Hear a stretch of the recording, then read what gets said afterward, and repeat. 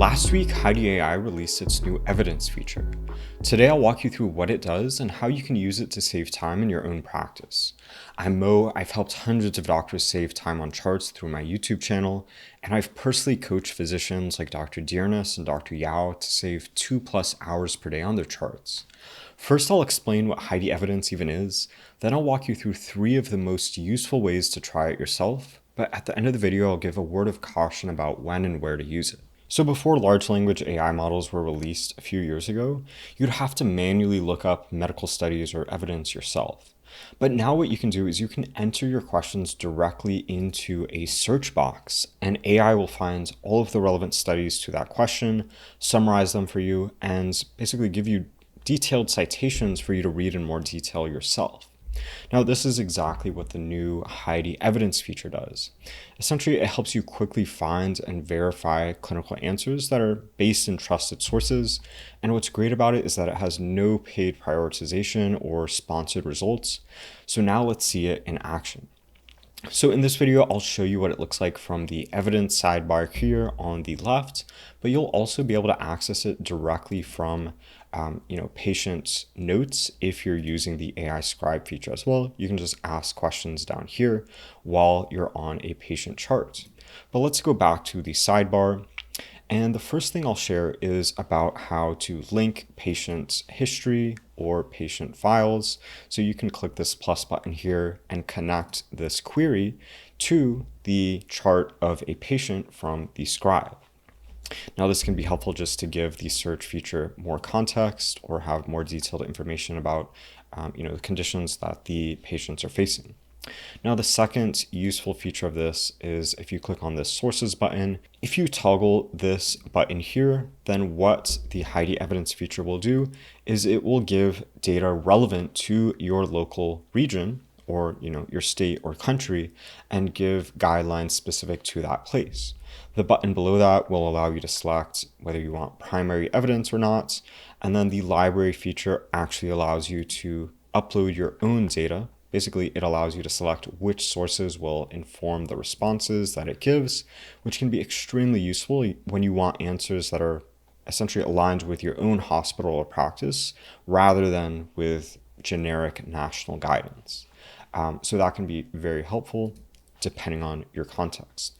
But now let's turn to the first of the 3 useful cases where you might want to use the evidence feature for yourself.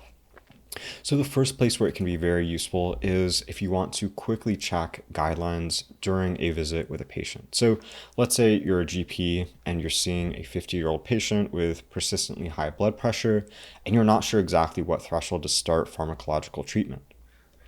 What you could do is you could come to Heidi, and I'm actually going to dictate a question to it, and then let's see the response. I'm going to say, at what blood pressure threshold should I start antihypertensive medication in a 50-year-old patient with persistent stage 1 readings and no established CVD? So let's insert that question. We can run this query now, and what Heidi will do is it will research a ton of different studies, combine them together into a summarized answer, and it will also give a more detailed response with the relevant citations where we can go check and read those studies for ourselves. And by the way, if this sort of thing is useful and you want me to personally help you eliminate hundreds of hours of frustrating charting a year, I run a program to help doctors do just that using AI automation tools. And you can actually book a free call with me using the top link in the description below to start saving hours every week. But as you can see here, the Heidi Evidence feature is now generating a response. At the top, it will have the key points based on that question that we asked. And so this is sort of the summary of what it found. For each of these, you can also click on the little button at the end of the sentences. This will show the direct citations that led to this response. We can also see the more detailed response below based on those key points above. And again, it has those citations if you want to read in more depth. So if you clicked on one of those, it would open the sidebar.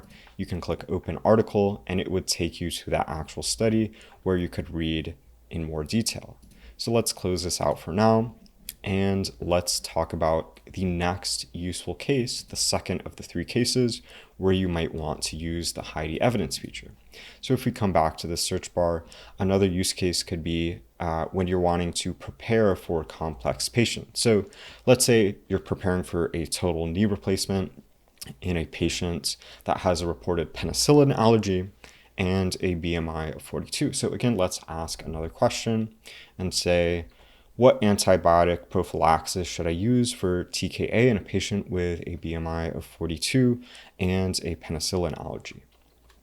So let's paste that in. And by the way, I'm using a HIPAA compliant tool called Whisperflow to dictate and paste in those answers very quickly.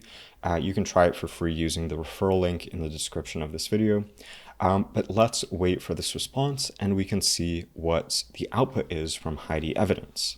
Okay, as we can see here, Heidi has completed the response with the key points, and again, much more detailed responses below where it has those citations where you can check up on any of those studies in response to your question. So this is the second of the three useful cases, again, if you want to prepare for a complex patient. But now let's turn to the third of the three. Let's start a new chat. Now the final use case might come into play when you want to review evolving or controversial evidence. So let's say you have a question and let's ask this question. I'm going to say, what is the latest research on the gastrointestinal side effects of GLP-1 agonists? And we can submit this query. It will find the latest research about this, present it to us, and you can stay up to date with the latest evidence. Now, Heidi evidence will also allow you to track the time that you spend reading these studies, which can be incredibly helpful for CME tracking.